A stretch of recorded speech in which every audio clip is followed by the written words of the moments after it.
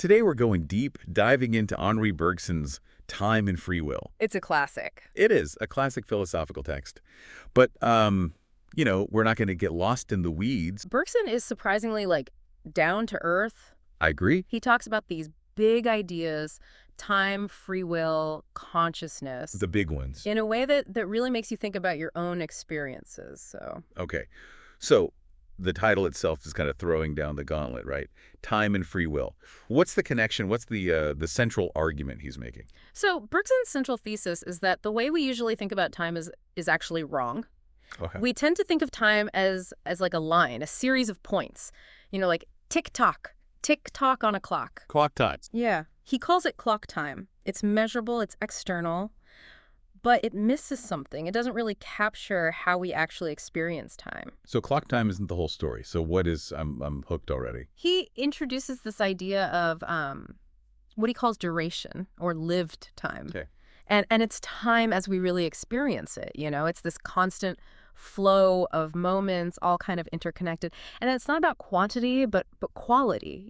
Think about listening to a piece of music. Yeah. You don't hear just like a bunch of separate notes. Right. It's the melody, the feeling.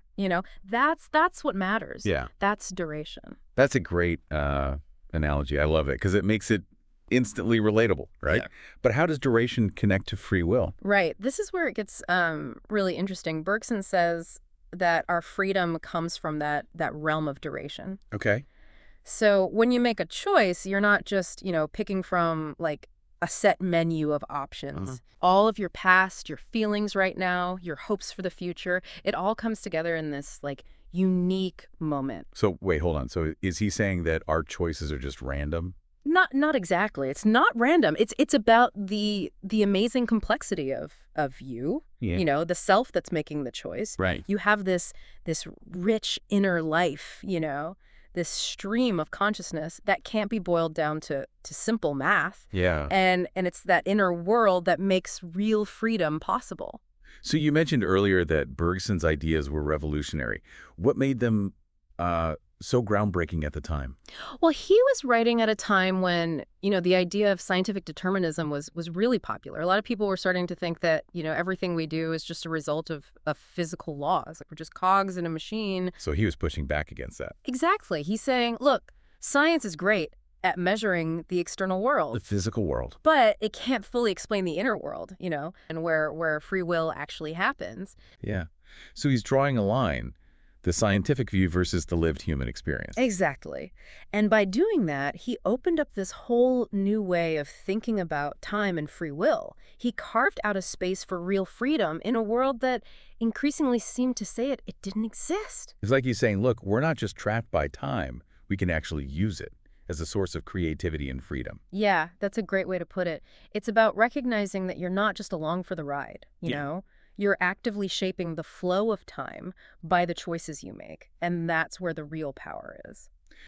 Next, we're going to explore how Bergson's concept of duration challenges our perception of the external world itself. Okay.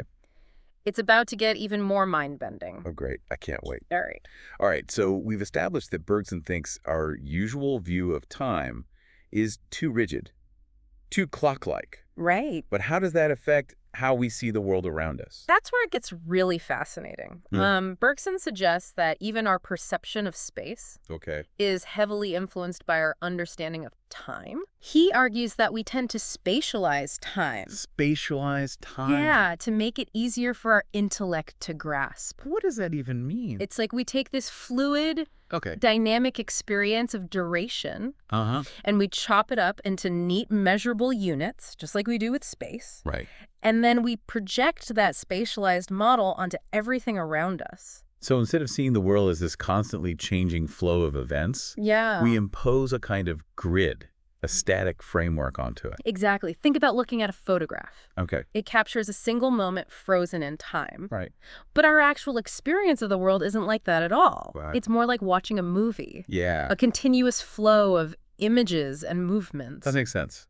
Even something as simple as crossing a room involves a series of actions unfolding over time. Exactly. It's not like I just teleport from point A to point B. Exactly. Bergson would say that By spatializing time, Okay. we lose sight of this dynamic, flowing nature of reality. We start to see the world as a collection of separate objects, existing independently of each other. It's like we're taking a snapshot of a river and mistaking it for the river itself. Oh, that's good. We miss the current, Yes. the movement, the interconnectedness of it all. That's a brilliant analogy. You've really captured the essence of Bergson's argument. Thanks. He sees this spatialization of time as a kind of necessary simplification. Right. It helps us navigate the world and make sense of things. Right. If we were constantly aware of the fluidity and interconnectedness of everything, Yeah. we'd probably be overwhelmed. Exactly.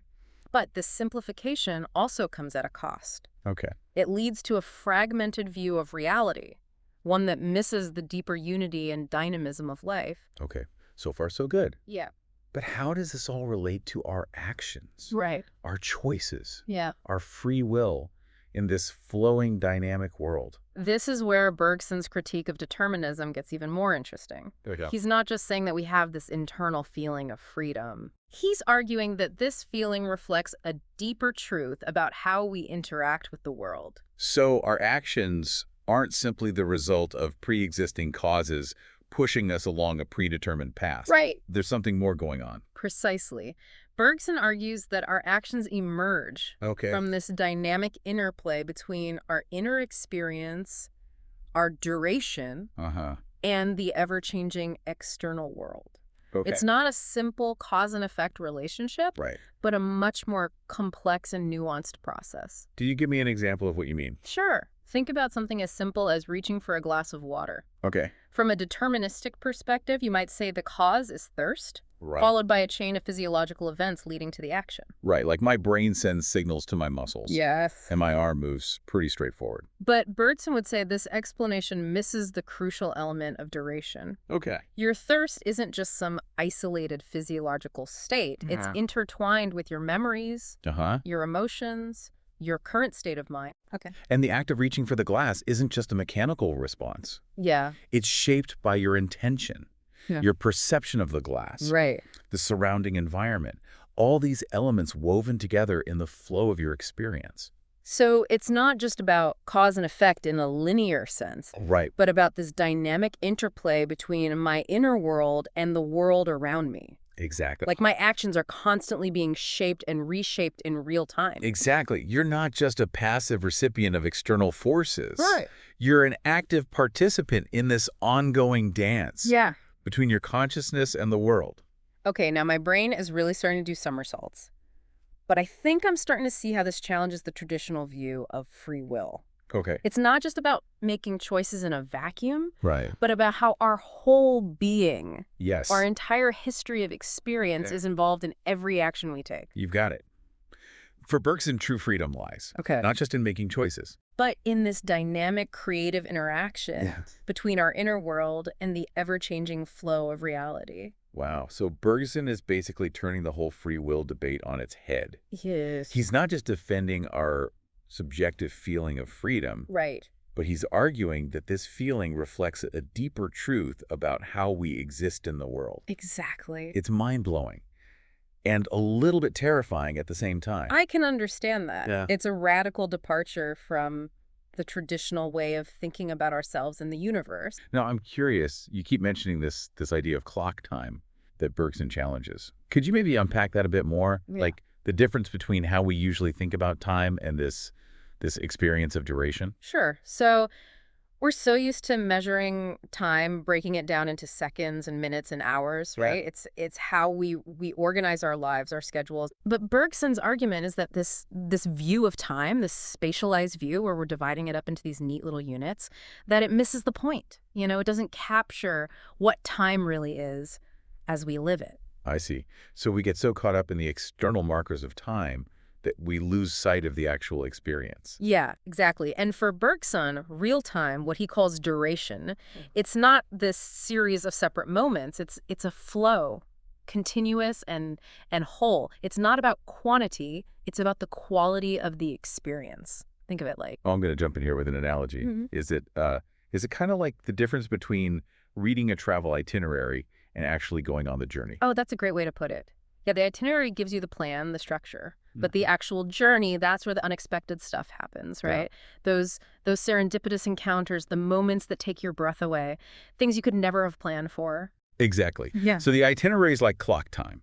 It's useful for planning, but it doesn't capture the richness, the spontaneity of the actual experience, which is more like duration. You got it. And for Bergson, that's where freedom lies, in that messy, unpredictable flow of duration. Yeah. It's like he's saying, don't get stuck in the map, dive into the territory. That's it. And as we'll see, that's where the real adventure begins. All right, so I'm ready for the next leg of this journey. Where do we go from here? So to understand how this duration thing plays out in our lives, we need to look at how Bergson distinguishes between two ways that we experience time. One is through succession, Okay. and the other is through duration. Okay, let's unpack that. Tell me more about these two modes of experiencing time. So we usually think of time as a series of moments, one after the other. That's succession. Oh. This happened, then this happened, then this happened. And that's how we measure time, clocks, calendars. And it's important for practical stuff, but Bergson says it's not the true nature of time. True time is duration. It's not a bunch of separate moments. It's one continuous flow. Okay, so go back to your analogy earlier. It's like the difference between looking at a map of a river and actually floating down it, right? Yes. Perfect analogy. The map gives you a fixed picture, but being on the river, that's dynamic, fluid. You're immersed in it. Right. It's a totally different way of experiencing it. You're not just passing points on a map. You're feeling the current. Exactly. And you're experiencing the passage of time in a way that's much deeper and richer and more real, I guess. Okay. I'm starting to see how this relates to free will. If time is just this set series of points, then it's hard to see how we could have free will, right? Right. It's like it's already laid out on that map. Yeah, you're just kind of along for the ride. But if time is duration, then the future isn't fixed.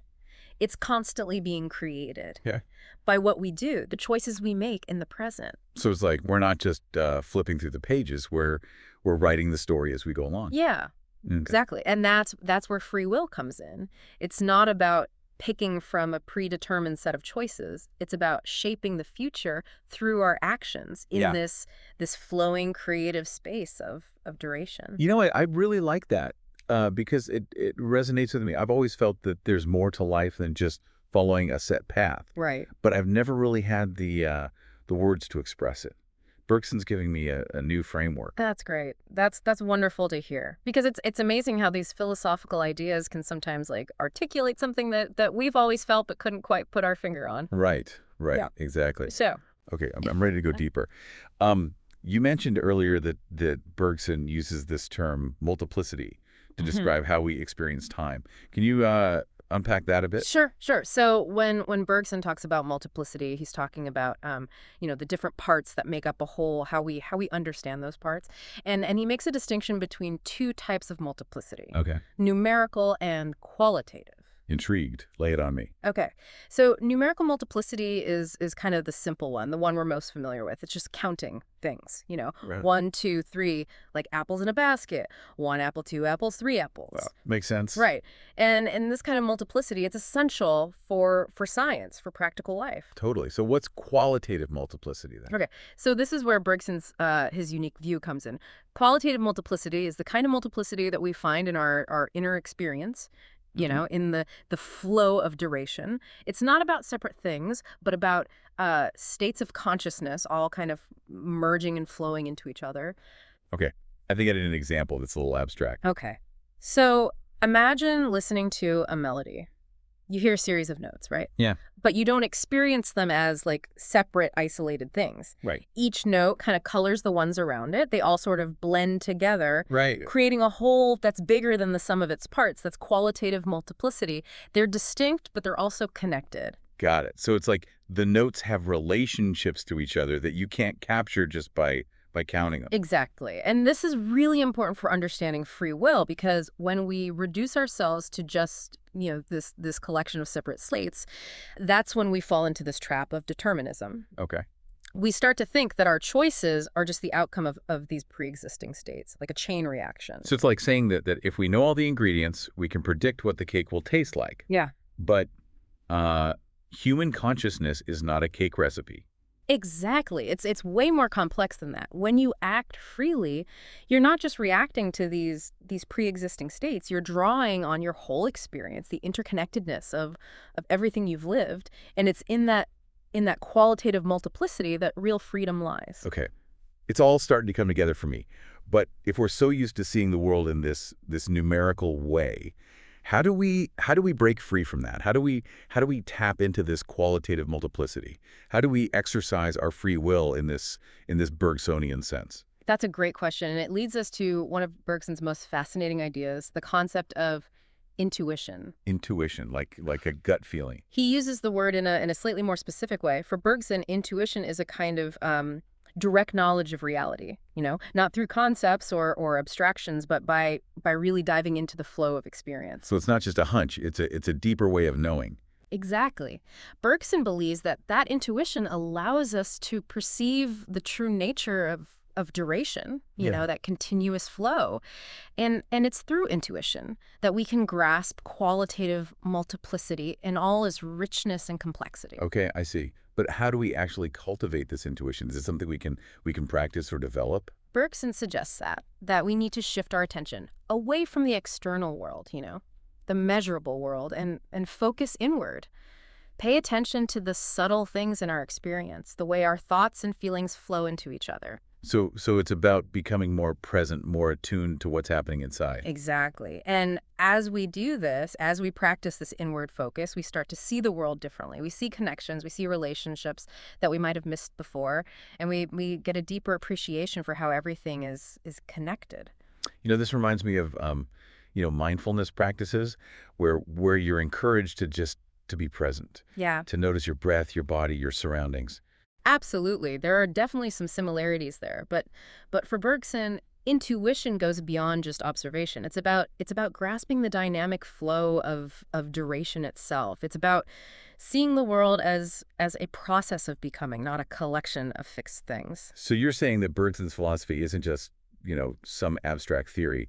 It has practical implications for how we live, Exactly. how we make choices, how we experience the world. Absolutely. By understanding duration and cultivating this intuition, we can break free from deterministic thinking. We can embrace the creative potential of the present moment and live more authentically. Yeah. I feel like I'm seeing the world through a whole new lens. It's exciting, but it's a little daunting. Yeah, it's a big shift. Yeah. Where do we go from here? Like how do we actually put this into practice in our everyday lives? That's a great question, and that leads us perfectly to the next part of our deep dive, where we'll explore how these ideas actually play out, how they can guide us in navigating the real world, the challenges and the opportunities that we face every day. I can't wait. This is getting good. It is. Okay, so last time we were really getting into Bergson's ideas about duration and intensity, and you mentioned something about how we experience time in like two different ways. Can you remind me what that was about? Yeah, absolutely.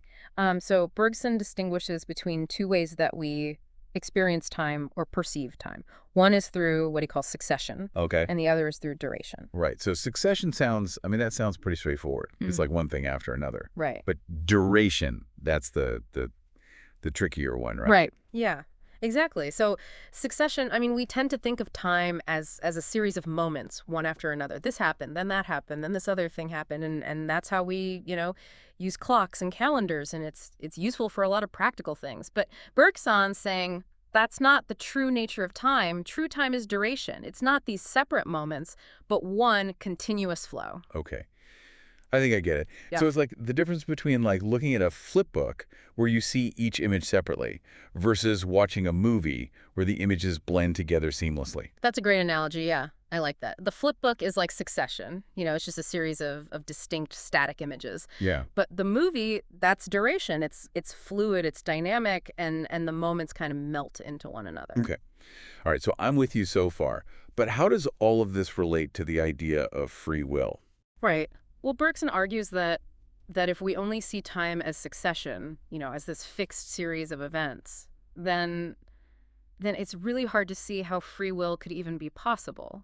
Because it's like saying that the future is already determined, like those images in the flip book. Yeah, it's a bit bleak, isn't it? It's like we're just kind of flipping through the pages of our lives with no real, like, say, in what Yeah, happens. exactly. But when you understand time as duration, then it opens up this whole new realm of possibilities. And suddenly the future isn't fixed. It's constantly being created by what we do, by the choices we make in the present moment. Okay, so it's like we're not just flipping through the pages, we're actually writing the story as we go along. Exactly. And that's where free will comes into play. It's not about picking from a predetermined set of options. It's about shaping the future through the choices we make in this flowing creative space of duration.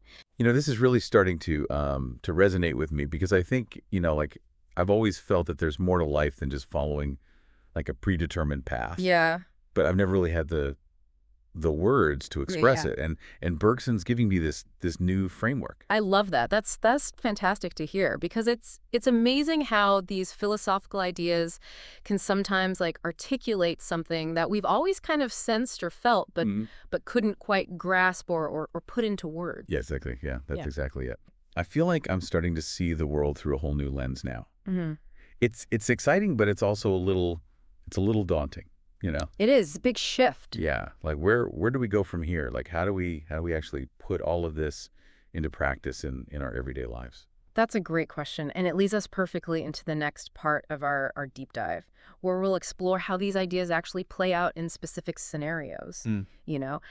How his philosophy can actually guide us in navigating the challenges and opportunities of everyday life. I can't wait. This is getting really good. Okay, so we've spent like 2 deep dives now on Bergson's time and free will, and we've been exploring these, I mean, really kind of mind-bending ideas: Yeah. duration, intensity, intuition. But I gotta say, like, I'm still wrestling with how this actually plays out in real life. Yeah, I think that's natural. It's one thing to sort of grasp these ideas intellectually up here, Right. but to really embody them, to actually live them out in the real world with all its, messiness and unpredictability, that's a whole other challenge. Exactly. Hmm. So how do we bridge that gap? How do we move from like theory to practice? Well, I think Bergson would say it starts with a fundamental shift in perspective. Remember how we talked about breaking free from that tyranny of clock time, Yeah. embracing the flow of duration? That's really where it all begins. Right. Shifting our focus from measuring time to actually experiencing it. Yeah. From seeing time as a series of points to understanding it as this continuous interconnected flow. Exactly. And when you make that shift, when you start to become more attuned to those nuances of your inner experience, it really does change everything. It changes how you make decisions, how you interact with the world, how you even perceive yourself. Okay, so I'm starting to see how this could get like really practical. But I need some concrete examples. Hmm. Let's say I'm facing a tough decision, like I'm trying to choose between 2 job offers. How would Bergson's philosophy guide my approach? Okay. Well, so instead of just, sitting down and making a list of pros and cons for each job, Bergson would encourage you to go deeper, Okay. to connect with the feeling that each option evokes in you, to really try to imagine yourself in each role, not just intellectually, but emotionally, even physically. Like what feels expansive, what resonates with with your aspirations, your values, your sense of purpose. So it's about tuning into those qualitative aspects of the decision, not just the quantifiable one. Exactly. It's about listening to that inner voice, that sense of what feels right, what feels aligned with the unique trajectory of your life. And, sometimes the answer might surprise you. Yeah. It might not be the most logical choice on paper, but it might be the choice that allows you to really flourish, to become who you're meant to be. So it's about trusting my gut, that intuitive sense that we were talking about earlier.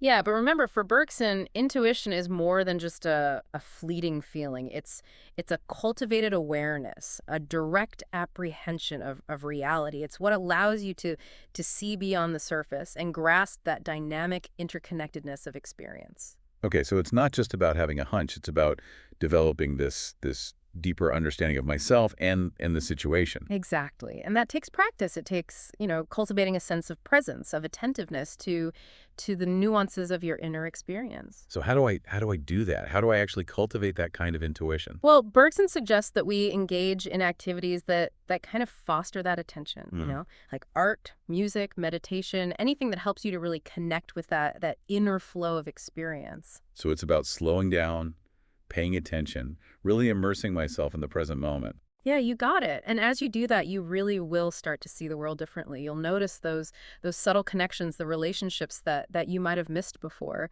and you'll become more attuned to the flow of life, the ebb and flow of your own energy and creativity. This is all starting to make so much sense. I have to admit, though, it's a bit of a paradigm shift. It's challenging the way I've always thought about time, about decision making, about freedom itself. Yeah, it is. It is a paradigm shift, but it's a liberating one, don't you think? I think so. Yeah, it's like Bergson's offering us this way out of this deterministic trap, this way to reclaim our agency and become active participants in our own lives. Exactly. And it's not just about, individual freedom. Bergson believed that this understanding of duration had profound implications for how we understand society, evolution, even the cosmos itself.